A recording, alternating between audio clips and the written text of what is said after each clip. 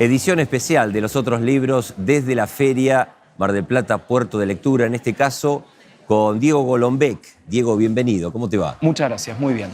Diego, ¿cuáles son los límites de la divulgación? ¿El divulgador tiene que conceder algo para poder explicar supuestamente una cuestión muy difícil o hay que siempre tener en cuenta el rigor científico? Lo primero y principal es mantener el rigor científico. Uno cuando cuenta ciencia tiene que saber que lo está contando está bien o lo mejor que puede. Porque uno es el experto en aquello de lo que está hablando o porque consultó con expertos. Pero una vez que el rigor científico está asegurado, todo vale. Y vos podés usar analogías, metáforas, tramas, ficción, sin tergiversar ese rigor. Es la combinación entre esos dos mundos el que da una buena divulgación potente, pero asimismo fidedigna. ¿Y el divulgador elige hacer esa tarea? ¿Es parte de lo que tiene que hacer un científico? ¿Hay algunos que pueden hacerlo mejor que otros? El asunto, y es una pregunta muy válida, es ¿quién tiene que contar la ciencia? ¿Tiene que contarla el científico y aprender herramientas de la comunicación? ¿O tiene que contarlas el comunicador y aprender herramientas de la ciencia? Mi respuesta particular es ambos. Digamos, tiene que ser algo intermedio que tiene que tener una formación científica, sin duda, para entender de qué se trata la ciencia o la mirada científica, pero tiene que tener elementos de comunicación. Y en general los científicos no aprendemos esos elementos, no están en la carrera, no están ni siquiera en el ejercicio de la profesión. Entonces necesitamos esa posición dual que tiene tanto de ciencia como de comunicación y aprender las herramientas de los dos lados para tener un buen divulgador, un buen comunicador científico. ¿Y existe formación para los comunicadores, para los periodistas en las facultades, en las escuelas acerca de la ciencia? A nivel de grado no, y es bastante grave. No hay ninguna facultad de comunicación que tenga un curso obligatorio de periodismo científico, de comunicación. Tal vez en alguna de las universidades nuevas lo haya. A nivel de posgrado sí, hay varias universidades nacionales como Buenos Aires, Río Negro y Córdoba que ofrecen una especialización de posgrado en comunicación de la ciencia, a la cual asiste gente tanto de la ciencia como de la comunicación. Pero a mí me parece necesario tenerlo en el grado, que ya en el grado haya un poco de esta atmósfera de contar la ciencia, si bien la situación no está tan fácil como para que los medios atrapen a estos comunicadores, pero aún así hay que formar desde muy temprano. Diego, aclaraste en la charla que ofreciste aquí en la Feria del Libro que no sos pedagogo, pero entiendo que tenés algunas observaciones que hacer acerca de qué podríamos cambiar en la escuela para, no solo respecto a la ciencia, sino para que exista un mayor interés acerca de los contenidos. Hay mucho que cambiar y cambia completamente en los distintos niveles educativos. En principio, en el nivel primario, hay muy poca ciencia, casi te diría que no hay ciencia, porque el imaginario de la escuela primaria, que es el lugar donde se aprende a leer, escribir, hacer cuentas, historia, geografía, y un cachito de tiempo para algo de ciencias naturales, poquito. Entonces ahí la verdad que lo que tenemos que hacer es tener más horas y aprovechar esa curiosidad innata con la que vienen los chicos, que son muy jóvenes a esa edad, para fomentar la curiosidad, fomentar más preguntas. Después tenemos la secundaria, donde sí aparece la ciencia, pero aparece compartimentalizada. Tenés la hora de química, la de física, la de matemática y parecen no charlar entre sí, tampoco la de lengua o la de filosofía. Por otro lado, los programas de la secundaria son kilométricos, son inabarcables. ¿Y qué hace un profe? Bueno, hace lo mejor que puede, corre, analiza algunos temas y otros no, después tiene que rendir cuentas de lo que dio. Tenemos que cambiar mucho la formación del profesor en ciencias naturales para que realmente se apasione por hacer preguntas y también tenemos que cambiar los programas, que sean programas más realistas, que sean programas que realmente permitan hacer preguntas, permitan hacer ciencia en el aula y no solamente hechos o datos de la ciencia. Hacer hechos o datos de la ciencia es más o menos fácil, es dictar una clase. Y fíjate qué verbo, dictar la clase que seguimos usando ese verbo. Hacer ciencia en el aula es mucho más difícil, hay que estar parado muy sólidamente para poder recibir preguntas, para poder decir no sé, que lo solemos tener vedado dentro del aula, y poder hacer esa ciencia, poder fomentar esa mirada científica.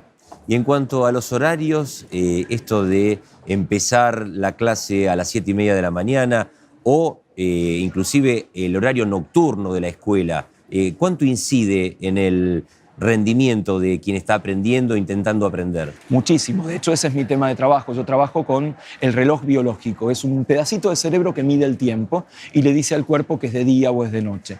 Lo que pasa es que no somos todos iguales. Hay personas más matutinas y personas más vespertinas, que llamamos alondras o búhos en la jerga. Y a lo largo de la vida vamos cambiando en esta escala. Y los adolescentes, en este sentido, son típicos búhos, son personas vespertinas. Entonces, por eso es que hacen todo tan tarde, por eso es que salen a cualquier hora, hacen la previa retarde, chatean hasta cualquier hora. Y uno piensa que es puramente cultural.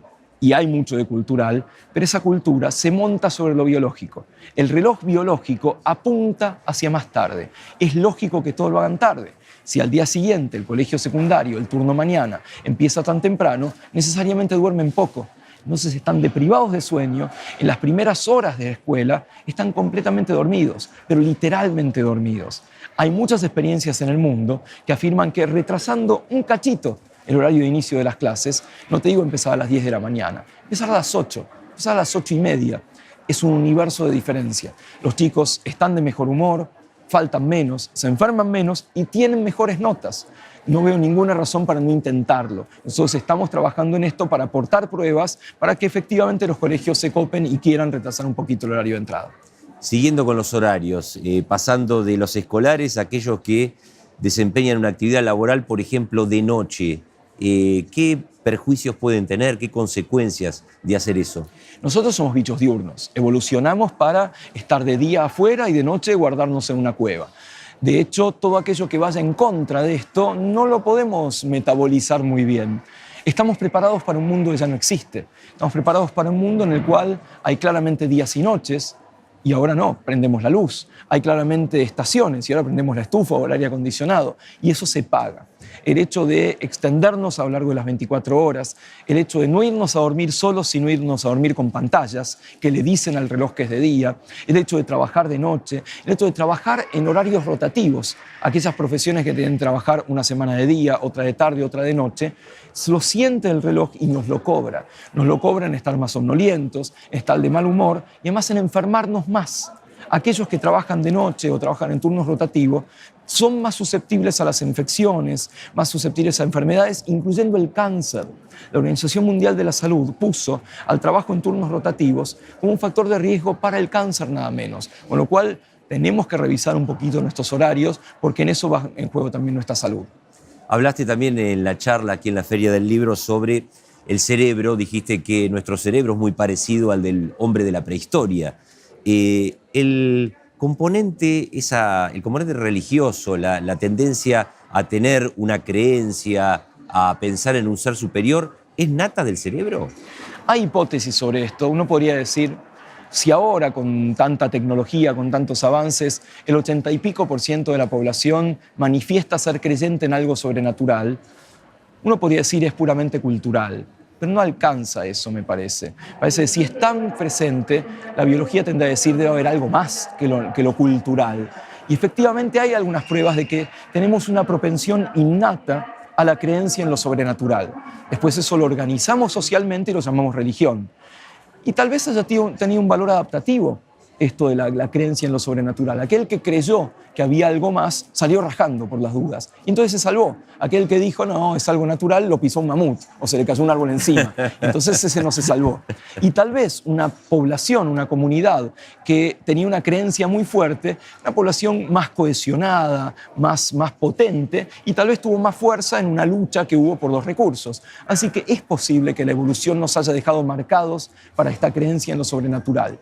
Lo fascinante de esto es, bueno, ¿y qué pasa con aquellos que no creen, que son ateos? Y eso sería un fenómeno cultural, sería algo agregado a lo que traemos de fábrica, algo que pasa por arriba a aquello que tenemos innato. Son especulaciones, pero no dejan de ser preguntas científicas. Diego, ¿cómo trata el mundo científico al divulgador? Aquel que vende muchos libros, que es muy seguido en las redes o que tiene un programa de televisión muy popular. Históricamente no le gustaba mucho, ¿sí? Históricamente había un poco de desdén pero este es demasiado conocido, no puede hacer buena ciencia. Últimamente ha cambiado esto, ¿sí? Así como a Carl Sagan no lo dejaban entrar a la Academia de Ciencias de Estados Unidos por ser tan famoso luego de Cosmos, últimamente la situación es mejor, se entiende que hay que contar la ciencia. Nosotros vivimos de contar la ciencia. La contamos en papers, en libros científicos, en congresos, pero también hay que contarla para la sociedad. Sobre todo los que hacemos ciencia en una institución pública, en la universidad pública, en el CONICET, nos pagan los impuestos. Y no todos hacemos lo que se llama ciencia aplicada. En muchos casos hacemos ciencia para generar conocimiento y eso lo tenemos que contar y es una forma de volver a la sociedad con ese conocimiento. En mi opinión, no todos están de acuerdo, contar la ciencia es parte de hacerlo. Antes de agradecerte tu participación en los otros libros, en el canal Universidad, me gustaría conocer tu opinión acerca de esta modificación que ha habido en las últimas semanas. Ya no hay más un Ministerio de Ciencia, es una secretaría. ¿De qué manera puede incidir esto en el trabajo de ustedes, los científicos en la Argentina? A ver, administrativamente no debiera incidir mucho. Sí, de hecho, no está muy claro por qué se hizo este cambio, dado que el presupuesto no cambia. El presupuesto cambia por otros motivos, no por haber pasado a secretaría. Me parece que sí cambia culturalmente.